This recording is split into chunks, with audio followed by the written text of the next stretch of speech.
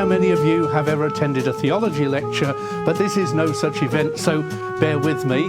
And I hope that you and I will learn something from today's experience to build on what we know and maybe even enjoy it and thank God anyway. And whilst I respect and maybe sometimes love the way in which colleges intensively study scripture and theology, being aware that running that particular gauntlet is what Gillian is suffering in the discipline of her training, nonetheless, in this time of extreme urgency, we're recycling one very important old principle, and that is the priority of doing over the beautiful luxury of studying. The priority of getting on with it over thinking about it, though of course looking before you leap is no bad thing either. In some churches I've visited, when lockdown came, they got on with the reality of fellowship by hook or by crook, rather than wait and see what was permitted in theory by church authorities. We're already used to technology supporting our fellowship through organs, amplifiers, hearing aids, large print, to say nothing of eco-friendly heating systems. But as long as church online remains some sort of dodgy newfangled idea, there's no way we would have learned how. Then knowledge and need came together. Now, like the damage which is already done to the planet, and like the mass extinction of our beautiful fellow creatures, which is gaining pace, suddenly this is real and it's no game.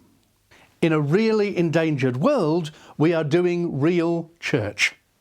Though sometimes I feel that for most of my lifetime we've been playing at it, going through the motions of danger and relief from danger as if heaven and earth were created by completely different sorts of God. So that one teacher I have encountered believes that to direct children's gaze heavenward means to exclude concern for the earth in which Christ becomes incarnate. Jesus says that those who are healthy have no need of a doctor. But knowledge of science, in partnership with lived experience of millions, insists that the balance, the healthy balance that life relies on, is currently more than casually sick. Jesus did not need to know every personal detail of the shouty man's situation in Capernaum before he acted with that authority. And as regards the state of the world that God so loves, we certainly know enough about enough to get on with it right where we are. Human beings are not the disease. We are not some infesting virus, though our use and our misuse of knowledge may be. By misuse of knowledge, the world for whom Christ died is destroyed. In our gospel reading, it is through actually the disruption of a sermon in a backwater place of worship that the authority of Jesus' teaching comes to light. Just as the awe and wonder which come on the disciples when Jesus speaks face to face to the wind and the waves, the spirit that troubles the unfortunate man provokes the more decisive insight that what Jesus is about is the healing of real life. He's not just playing. What Jesus is about is a robust relationship rooted in the whole of creation, in earth and heaven, soil and sky. And the human calling, as Jesus evicts the spirit from the man in Capernaum, is to nurture a healthy ecology by robustly appropriate intervention. Silence and inaction is the choice for that harm to continue. Whatever is authoritatively holy will also be seen to be utterly practical. Holiness is not determined by scale, nor is grace by achievement. So, every individual green initiative can be an expression of our dependence on grace. God's people learned in the Old Testament from the decentralization of the defining festival of Passover that if you're not in the right place at the right time with sufficient resources, then, well, as it says in Deuteronomy 14, blow your budget on strong drink, have a party, and thank God anyway, because in God's eyes, it'll be just as good. So whatever green things you do, however big or small, great or wonderful, make sure you enjoy them. Not all of you will travel or want to travel to Glasgow in November when, in a monstrous cloud of greenhouse gases, delegates from the nations of the world will fly in to confront global emergencies, the knowledge of which, tragically, already goes way beyond the theoretical. Now, the scale of the international response is already historically huge. The European Development Bank, for instance, has earmarked €1 trillion for green investment by 2030. But don't be overawed. Historic is not decisive. And the colossal compromise target of restricting global average temperature rise to 1.5 degrees does not look like being achieved. So what would it take for Glasgow COP to make the leap from huge and historic to sufficient? We do have a chance, but chances also come through the disruption of what you expect, or maybe of human well-being.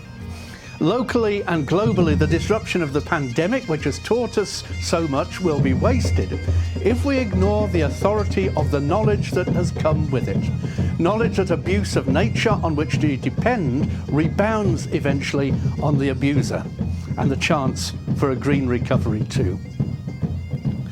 Most of my work with churches is quite properly preaching to the converted, and that's exactly what Paul was doing in Corinth, writing to the wealthy, complacent church there, a church that knew they'd got there, a church in the know, to the extent that they were neglecting basic principles and practices which, if they were developed, could address the abusive culture around them. And like prayer in the currency of our environmental action, continued to have a transforming, nourishing effect on their own lives, on their own fellowship, and their own knowledge of God.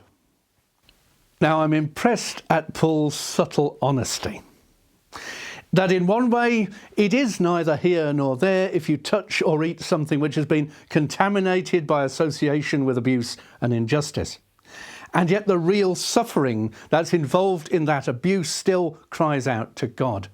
So if any eco congregation listening has those single-use coffee cups ready to go for when you finally open up, well, give it some more thought while you do have the chance.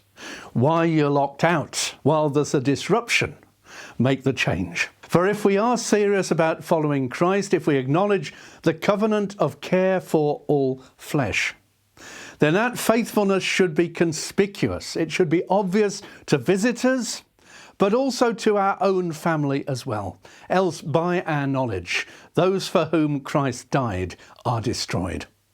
And that's why Paul, in dealing with a church full of people who are in the know, hits them with his rather mischievous habit of playing with language, and specifically the difference between knowing a fact and being known by a person or as a person. It's a game, though it is a game used with authority.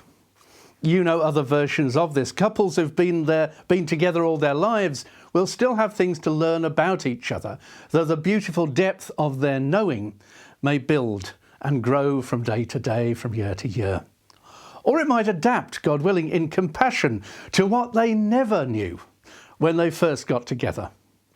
One of my earliest memories before I started school was of anxiety that I might not ever get the hang of this magic business called reading. But then the confidence of those who introduced me to my first reading books was catching. So not knowledge, but relationship there made the difference. How, might I ask you, how can we fall in love with the earth? Particularly as we are just taking our first steps, we're learning our first letters, the first steps to becoming the church we need to be for the rest of our lives. Holy ground in which we can continue to plant the seeds of spiritual resilience, that and a way of life which acknowledges the inevitability, because of the layer cake of environmental crises, the inevitability of more change than we might ever have wanted. But a way of life open to discover how a different life can be a better life, worth knowing, worth falling in love with.